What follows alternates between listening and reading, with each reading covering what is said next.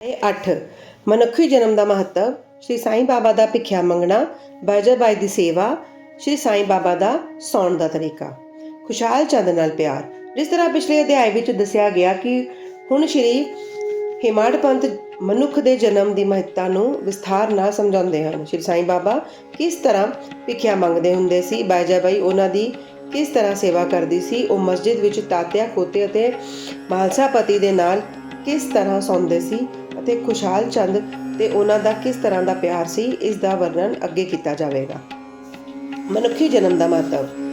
ਇਸ ਅਜਬ ਸੰਸਾਰ ਵਿੱਚ ਈਸ਼ਵਰ ਨੇ ਲੱਖਾਂ ਪ੍ਰਾਣੀਆਂ, ਹਿੰਦੂ ਸ਼ਾਸਤਰ ਅਨੁਸਾਰ 84 ਲੱਖ ਜੂਨਾਂ ਨੂੰ ਪੈਦਾ ਕੀਤਾ ਹੈ, ਜਿਸ ਵਿੱਚ ਦੇਵਤਾ, ਮਾਨਵ, ਗੰਧਰਵ, ਜੀਵ ਜੰਤੂ ਅਤੇ ਮਨੁੱਖ ਆਦਿ ਸ਼ਾਮਲ ਹਨ, ਜਿਹੜੇ ਸਵਰਗ, ਨਰਕ, ਧਰਤੀ, ਸਮੁੰਦਰ ਅਤੇ ਅਸਮਾਨ ਵਿੱਚ ਰਹਿੰਦੇ ਹਨ ਅਤੇ ਵੱਖ-ਵੱਖ ਧਰਮਾਂ ਦਾ ਪਾਲਣ ਕਰਦੇ ਹਨ। ਇਹਨਾਂ ਪ੍ਰਾਣੀਆਂ ਵਿੱਚੋਂ ਜਿਨ੍ਹਾਂ ਦਾ ਪੁੰਨ ਬਲਵਾਨ ਹੁੰਦਾ ਹੈ, ਉਹ ਸਵਰਗ ਵਿੱਚ ਰਹਿੰਦੇ ਹਨ ਅਤੇ ਆਪਣੇ ਸੱਚੇ ਸੁੱਚੇ ਕਰਮਾਂ ਦਾ ਫਲ ਭੋਗਦੇ ਹਨ। ਪੁੰਨ ਦੇ ਘਟਦੇ ਹੀ ਉਹ ਫਿਰ ਥੱਲੇ ਆ ਜਾਂਦੇ ਹਨ ਅਤੇ ਉਹ ਪ੍ਰਾਣੀ ਜਿਨ੍ਹਾਂ ਨੇ ਪਾਪ ਜਾਂ ਮੰਦੇ ਕਰਮ ਕੀਤੇ ਹਨ, ਉਹ ਨਰਕਾਂ ਨੂੰ ਜਾਂਦੇ ਹਨ ਅਤੇ ਆਪਣੇ ਕੁਕਰਮਾਂ ਦਾ ਫਲ ਭੋਗਦੇ ਹਨ। ਜਦੋਂ ਉਹਨਾਂ ਦੇ ਪਾਪਾਂ ਅਤੇ ਪੁੰਨਾਂ ਦਾ ਹਿਸਾਬ ਬਰਾਬਰ ਹੋ ਜਾਂਦਾ ਹੈ ਤਾਂ ਉਹਨਾਂ ਨੂੰ ਮਨੁੱਖਾ ਜਨਮ ਅਤੇ ਮੋਕਸ਼ ਪ੍ਰਾਪਤ ਕਰਨ ਦਾ ਮੌਕਾ ਮਿਲਦਾ ਹੈ। ਜਦੋਂ ਪਾਪ ਅਤੇ ਪੁੰਨ ਦੋਨੋਂ ਨਸ਼ਟ ਹੋ ਜਾਂਦੇ ਹਨ ਤਾਂ ਉਹ ਮੁਕਤ ਹੋ ਜਾਂਦੇ ਹਨ। ਆਪਣੇ ਕਰਮ ਅਤੇ ਗਿਆਨ ਦੇ ਅਨੁਸਾਰ ਹੀ ਆਤਮਾਵਾਂ ਜਨਮ ਲੈਂਦੀਆਂ ਜਾਂ ਸਰੀਰ ਵਿੱਚ ਦਾਖਲ ਹੁੰਦੀਆਂ ਹਨ। ਮਨੁੱਖੀ ਸਰੀਰ ਅਨਮੋਲ। ਇਹ ਸੱਚ ਹੈ ਕਿ ਸਾਰੇ ਪ੍ਰਾਣੀਆਂ ਵਿੱਚ 4 ਗੱਲਾਂ ਬਰਾਬਰ ਹਨ: ਖਾਣਾ, ਸੌਣਾ, ਭੈ ਅਤੇ ਕਾਮ ਕ੍ਰੀੜਾ। ਮਨੁੱਖ ਪ੍ਰਾਣੀ ਨੂੰ ਗਿਆਨ ਇੱਕ ਖਾਸ ਦੇਣ ਹੈ, ਜਿਸ ਦੀ ਮਦਦ ਨਾਲ ਉਹ ਈਸ਼ਵਰ ਦੇ ਦਰਸ਼ਨ ਕਰ ਸਕਦਾ ਹੈ, ਜੋ ਕਿਸੇ ਹੋਰ ਜੂਨ ਵਿੱਚ ਸੰਭਵ ਨਹੀਂ। ਇਹੀ ਕਾਰਨ ਹੈ ਕਿ ਦੇਵਤੇ ਵੀ ਮਨੁੱਖ ਦੀ ਜੂਨ ਨਾਲ ਈਰਖਾ ਕਰਦੇ ਹਨ ਅਤੇ ਧਰਤੀ 'ਤੇ ਮਨੁੱਖੀ ਜੀਵਨ ਧਾਰਨ ਕਰਨ ਲਈ ਹਮੇਸ਼ਾ ਲਲਚਾਉਂਦੇ ਰਹਿੰਦੇ ਹਨ, ਜਿਸ ਨਾਲ ਅਖੀਰ ਵਿੱਚ ਉਹਨਾਂ ਨੂੰ ਮੁਕਤੀ ਪ੍ਰਾਪਤ ਹੋਏ। ਕਿਸੇ ਦਾ ਇੱਦਾਂ ਤਾਂ ਮਤ ਹੈ ਕਿ ਮਨੁੱਖ ਦਾ ਸਰੀਰ ਬਹੁਤ ਦੋਸ਼ਪੂਰਨ ਹੈ। ਇਹ ਬਲਗਮ ਨਾਲ ਭਰਿਆ, ਪਲ 'ਚ ਨਸ਼ਟ ਹੋਣ ਵਾਲਾ, ਮਿੰਟਾਂ 'ਚ ਬਿਮਾਰੀ ਲੱਗ ਜਾਂਦੀ ਹੈ ਅਤੇ ਇਹ ਨਾਸ਼ ਹੋ ਜਾਂਦਾ ਹੈ।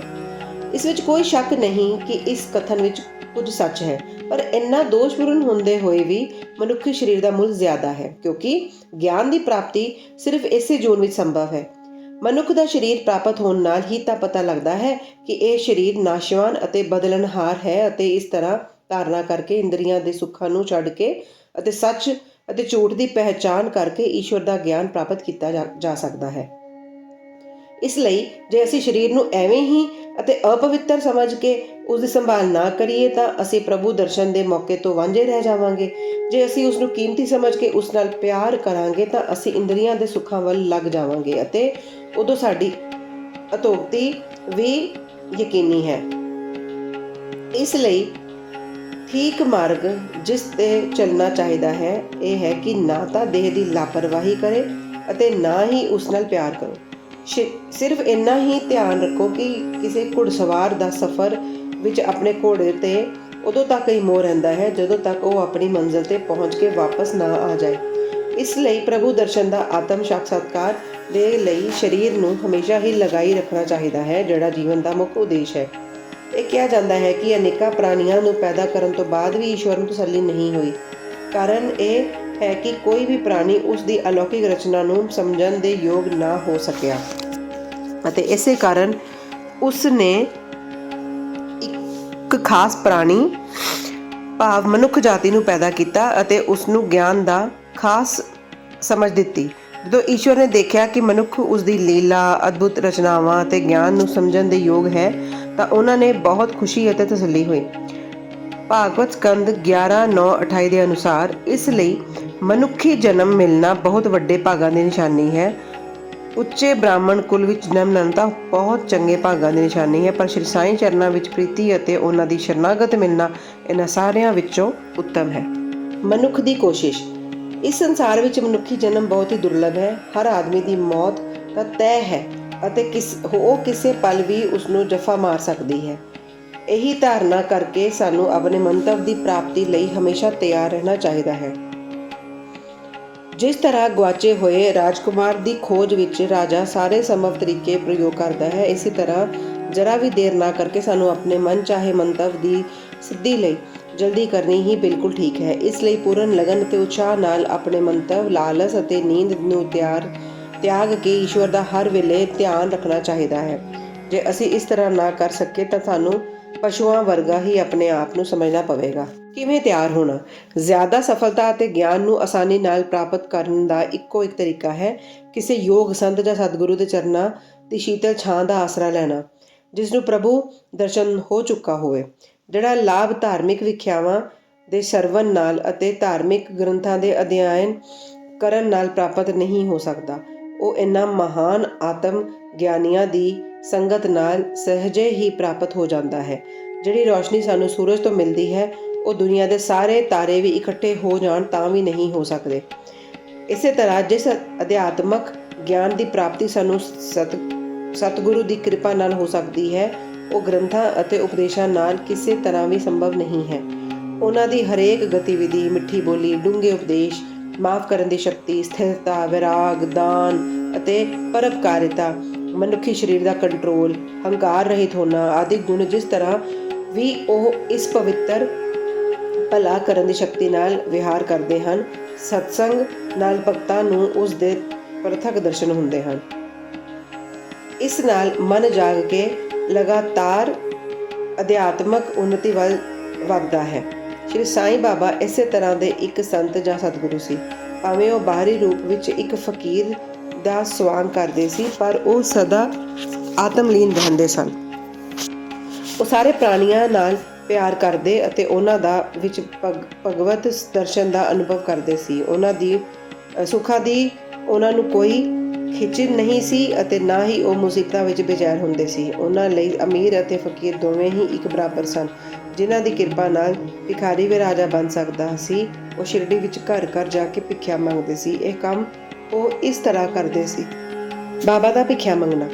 ਸ਼ਿਰਡੀ ਵਾਸੀਆਂ ਦੀ ਕਿਸਮਤ ਦੀ ਕੌਣ ਕਲਪਨਾ ਕਰ ਸਕਦਾ ਹੈ, ਜਿਨ੍ਹਾਂ ਦੇ ਦਰਵਾਜ਼ੇ ਉੱਤੇ ਪਰਬ੍ਰਹਮ ਭਿਖਾਰੀ ਦੇ ਰੂਪ ਵਿੱਚ ਖੜੇ ਹੋ ਕੇ ਆਵਾਜ਼ ਦਿੰਦੇ ਸੀ, "ਓ ਮਾਈ, ਇੱਕ ਰੋਟੀ ਦਾ ਟੁਕੜਾ ਮਿਲੇ", ਅਤੇ ਉਸ ਨੂੰ ਲੈਣ ਲਈ ਆਪਣਾ ਹੱਥ ਫੈਲਾਉਂਦੇ ਸੀ।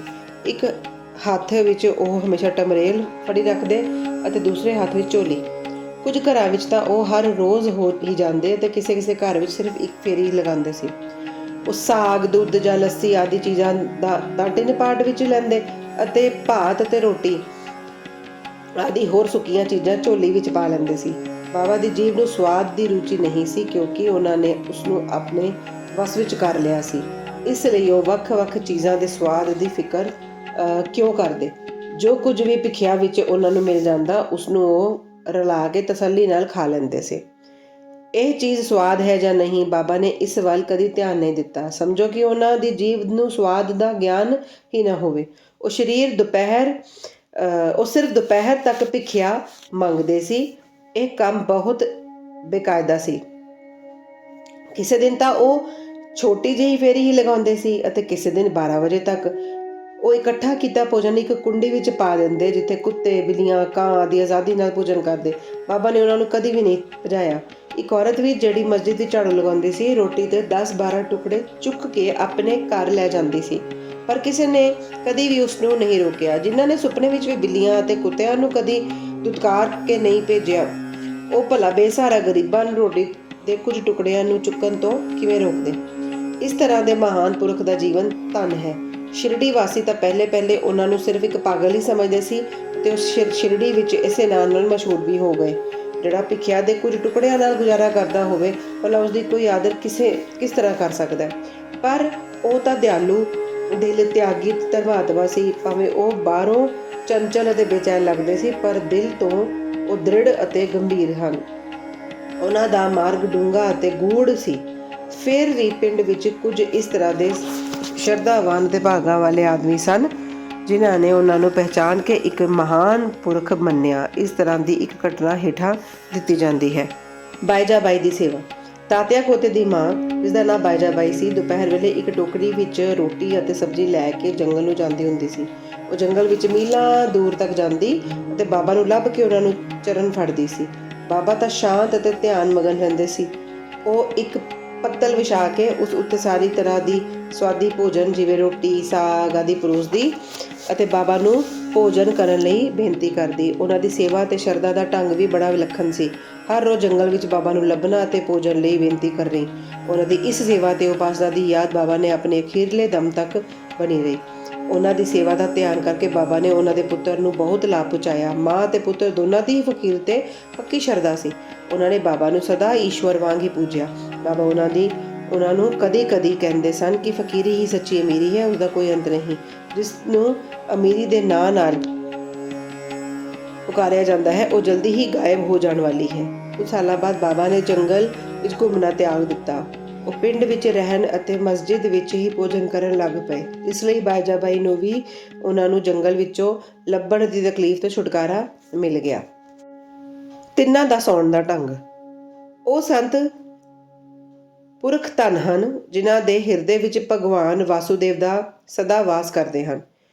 ਉਹ ਭਗਤ ਵੀ ਭਾਗਾਂ ਵਾਲੇ ਹਨ ਜਿਨ੍ਹਾਂ ਨੂੰ ਉਹਨਾਂ ਦਾ ਸਾਥ ਮਿਲਦਾ ਹੈ। ਇਸ ਤਰ੍ਹਾਂ ਦੋ ਹੀ ਭਾਗਾਂ ਵਾਲੇ ਭਗਤ ਸਨ, ਤਾਤਿਆ ਕੋਤੇ ਪਾਟਿਲ ਅਤੇ ਭਗਤ ਮਾਲਸਾਪਤੀ। ਦੋਵਾਂ ਨੇ ਬਾਬਾ ਦੀ ਨੇੜਤਾ ਦਾ ਹਮੇਸ਼ਾ ਪੂਰਾ ਲਾਭ ਉਠਾਇਆ। ਬਾਬਾ ਦੋਨਾਂ ਨਾਲ ਇੱਕੋ ਜਿਹਾ ਪਿਆਰ ਕਰਦੇ ਸੀ। ਉਹ ਤਿੰਨੇ ਮਹਾਨੁਭਾਵ ਮਸਜਿਦ ਵਿੱਚ ਆਪਣੇ ਪੈਰ ਪੂਰਬ, ਪੱਛਮ, ਉੱਤਰ ਵੱਲ ਕਰਦੇ ਅਤੇ ਵਿਚਕਾਰ ਇੱਕ ਦੂਸਰੇ ਦੇ ਪੈਰਾਂ ਨਾਲ ਪੈਰ ਜੋੜ ਲੈਂਦੇ ਸੀ। ਬਿਸਤਰੇ ਵਿੱਚ ਲੰਮੇ ਪਏ ਹੀ ਉਹ ਅੱਧੀ ਰਾਤ ਤੱਕ ਪਿਆਰ ਨਾਲ ਗੱਲਬਾਤ ਅਤੇ ਇੱਧਰ ਉੱਧਰ ਚਰਚਾ ਕਰਦੇ ਹੁੰਦੇ ਸੀ। ਜੇ ਕਿਸੇ ਨੂੰ ਵੀ ਨੀਂਦ ਆਉਂਦੀ ਤਾਂ ਦੂਸਰਾ ਉਸ ਨੂੰ ਜਗਾ ਦਿੰਦਾ। ਜੇ ਤਾਤਿਆ ਘੁਰਾੜੇ ਮਾਰਨ ਲੱਗਦਾ ਤਾਂ ਬਾਬਾ ਫਟਾਫਟ ਉੱਠ ਕੇ ਉਸ ਨੂੰ ਹਿਲਾਉਂਦੇ ਅਤੇ ਸਿਰ ਫੜ ਕੇ ਜ਼ੋਰ ਨਾਲ ਦੱਬਦੇ ਸੀ। ਜੇ ਕਦੇ ਉਹ ਮਾਲਸਾਪਤੀ ਹੁੰਦੇ ਤਾਂ ਉਹਨਾਂ ਨੂੰ ਵੀ ਆਪਣੇ ਵੱਲ ਖਿੱਚਦੇ ਅਤੇ ਪੈਰਾਂ ਉੱਪਰ ਧੱਕਾ ਦੇ ਕੇ ਪਿੱਠ ਥਪਥਪਾਉਂਦੇ ਸੀ। ਇਸ ਤਰ੍ਹਾਂ ਤਾਤਿਆ ਨੇ 14 ਸਾਲਾਂ ਤੱਕ ਆਪਣੇ ਮਾਤਾ ਪਿਤਾ ਨੂੰ ਘਰ ਵਿੱਚ ਛੱਡ ਕੇ ਬਾਬਾ ਦੇ ਪਿਆਰ ਦੀ ਖਾਤਰ ਮਸਜਿਦ ਵਿੱਚ ਨਿਵਾਸ ਕੀਤਾ। ਕਿੰਨੇ ਸੋਹਣੇ ਦਿਨ ਸੀ ਉਹ। ਉਹਨਾਂ ਨੂੰ ਕੀ ਕੋਈ ਕਦੀ ਭੁੱਲ ਸਕਦਾ ਹੈ? ਉਸ ਪਿਆਰ ਦਾ ਕੀ ਕਹਿਣਾ। ਬਾਬਾ ਦੀ ਕਿਰਪਾ ਦਾ ਮੁੱਲ ਕਿਸ ਤਰ੍ਹਾਂ ਲਗਾਇਆ ਜਾ ਸਕਦਾ ਹੈ। ਪਿਤਾ ਦੀ ਮੌਤ ਹੋਣ ਦੇ ਬਾਅਦ ਤਾਤਿਆ ਉੱਪਰ ਘਰ-ਬਾਰ ਦੀ ਜ਼ਿੰਮੇਵਾਰੀ ਆ ਪਈ। ਇਸ ਲਈ ਉਹ ਆਪਣੇ ਘਰ ਜਾ ਕੇ ਰਹਿਣ ਲੱਗੇ। ਰਾਤਾਂ ਵਾਸਤੇ ਖੁਸ਼ਹਾਲ ਚੰਦ। ਸ਼ਿਰਡੀ ਦੇ ਗਣਪਤ ਤਾਤਿਆ ਕੋਤੇ ਨੂੰ ਬਾਬਾ ਬਹੁਤ ਹੀ ਚਾਹੁੰਦੇ ਸੀ। ਉਹ ਰਾਧਾ ਦੇ ਮਾਰਵਾੜੀ ਸੇਠ ਸ਼੍ਰੀ ਚੰਦਰਭਾਨ ਨੂੰ ਵੀ ਬਹੁਤ ਪਿਆਰ ਕਰਦੇ ਸੀ। ਸੇਠ ਦੀ ਵੀ ਮੌਤ ਦੇ ਬਾਅਦ ਬਾਬਾ ਉਹਨਾਂ ਦੇ ਭਤੀਜੇ ਖੁਸ਼ਹਾਲ ਚੰਦ ਨੂੰ ਵੀ ਬਹੁਤ ਪਿਆਰ ਕਰਦੇ ਸਨ। ਬਾਬਾ ਉਹਨਾਂ ਦੇ ਕਲਿਆਣ ਦੀ ਦਿਨ ਰਾਤ ਫਿਕਰ ਕਰਦੇ ਹੁੰਦੇ ਸੀ। ਕਦੀ ਬੈਲ ਗੱਡੀ ਵਿੱਚ ਅਤੇ ਕਦੀ ਟਾਂਗੇ ਵਿੱਚ ਉਹ ਆਪਣੇ ਖਾਸ ਦੋਸਤਾਂ ਦੇ ਨਾਲ ਰਾਤਾਂ ਜਾਂਦੇ ਹੁੰਦੇ ਸੀ। ਪਿੰਡ ਵਾਸੀ ਬਾਬਾ ਦੇ ਪਿੰਡ ਦੇ ਫਾਟਕ ਕੋਲ ਆਉਂਦੇ ਹੀ ਉਹਨਾਂ ਦਾ ਅਨੋਖਾ ਸਵਾਗਤ ਕਰਦੇ ਅਤੇ ਉਹਨਾਂ ਨੂੰ ਪ੍ਰਣਾਮ ਕਰਕੇ ਬੜੀ ਧੂਮਧਾਮ ਨਾਲ ਪਿੰਡ ਲੈ ਜਾਂਦੇ ਅਤੇ ਨਰਮ ਆਸਨ ਉੱਪਰ ਬਿਠਾ ਕੇ ਚੰਗਾ ਔਰ ਬਹੁਤ ਸੁਆਦੀ ਭੋਜਨ ਕਰਾਉਂਦੇ ਸਨ। ਖੁਸ਼ਹਾਲ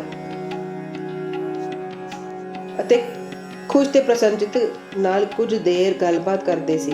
ਫਿਰ ਬਾਬਾ ਸਾਰਿਆਂ ਨੂੰ ਖੁਸ਼ ਕਰਕੇ ਆਪਣੇ ਆਸ਼ੀਰਵਾਦ ਦੇ ਕੇ ਸ਼ਿਰਡੀ ਵਾਪਸ ਆ ਜਾਂਦੇ ਸੀ। ਇੱਕ ਪਾਸੇ ਰਾਤਾ ਦੱਖਣ ਵਿੱਚ, ਦੂਜੇ ਪਾਸੇ ਨੀਮਗਾਂ ਉੱਤਰ ਵਿੱਚ। ਇਹਨਾਂ ਦੋਵਾਂ ਪਿੰਡਾਂ ਦੇ ਵਿਚਕਾਰ ਸ਼ਿਰਡੀ ਪੈਂਦੀ ਸੀ। ਬਾਬਾ ਆਪਣੇ ਜੀਵਨ ਕਾਲ ਵਿੱਚ ਕਦੀ ਵੀ ਇਹਨਾਂ ਹੱਦਾਂ ਦੇ ਪਾਰ ਨਹੀਂ ਗਏ। ਉਹਨਾਂ ਨੇ ਕਦੇ ਰੇਲ ਗੱਡੀ ਨਹੀਂ ਵੇਖੀ ਅਤੇ ਨਾ ਹੀ ਕਦੇ ਉਸ ਵਿੱਚ ਗਏ, ਪਰ ਫਿਰ ਵੀ ਉਹਨਾਂ ਨੂੰ ਸਾਰੀਆਂ ਗੱਡੀਆਂ ਦੇ ਆਉਣ ਜਾਣ ਦਾ ਵਕਤ ਠੀਕ ਠਾਕ ਪਤਾ ਹੁੰਦਾ ਸੀ। ਜਿਹੜੇ ਭਗਤ ਬਾਬਾ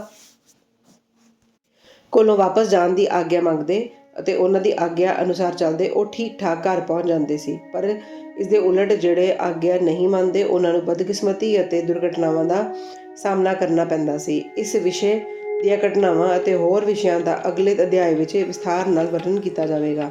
ਵਿਸ਼ੇਸ਼ ਇਸ ਅਧਿਆਇ ਦੇ ਹੇਠਾਂ ਦਿੱਤੀ ਟਿੱਪਣੀ ਨਾਲ ਬਾਬਾ ਦੇ ਖੁਸ਼ਹਾਲ ਚੰਦ ਨਾਲ ਪਿਆਰ ਦੇ ਬਾਰੇ ਵਿੱਚ ਹੈ। ਕਿਸ ਤਰ੍ਹਾਂ ਉਹਨਾਂ ਨੇ ਕਾਕਾ ਸਾਹਿਬ ਦੀਕਸ਼ਿਤ ਨੂੰ ਰਾਤਾ ਜਾ ਕੇ ਖੁਸ਼ਹਾਲ ਚੰਦ ਨੂੰ ਲਿਆਉਣ ਲਈ ਕਿਹਾ ਅਤੇ ਉਸ ਦੁਪਹਿਰ ਨੂੰ ਸੁਪਨੇ ਵਿੱਚ ਖੁਸ਼ਹਾਲ ਚੰਦ ਨੂੰ ਸ਼ਿਰਡੀ ਆਉਣ ਲਈ ਆਖਿਆ। ਇਸ ਦਾ ਜ਼ਿਕਰ ਇੱਥੇ ਨਹੀਂ ਕੀਤਾ ਗਿਆ ਕਿਉਂਕਿ ਇਸ ਦਾ ਵਰਣਨ ਇਸ ਚਰਿੱਤਰ ਦੇ 30ਵੇਂ ਅਧਿਆਇ ਵਿੱਚ ਕੀਤਾ ਜਾਵੇਗਾ। ਸ਼੍ਰੀ ਸਤਿਗੁਰੂ ਸਾਈਨਾਥ ਨੂੰ ਸੀਸ ਝੁਕਾਓ, ਸਾਰੇ ਸੁਖ ਸ਼ਾਂਤੀ ਪਾਓ। ਓਮ ਸਾਈ ਰਾਮ, ਓਮ ਸਾਈ ਰਾਮ, ਓਮ ਸਾਈ ਰਾਮ।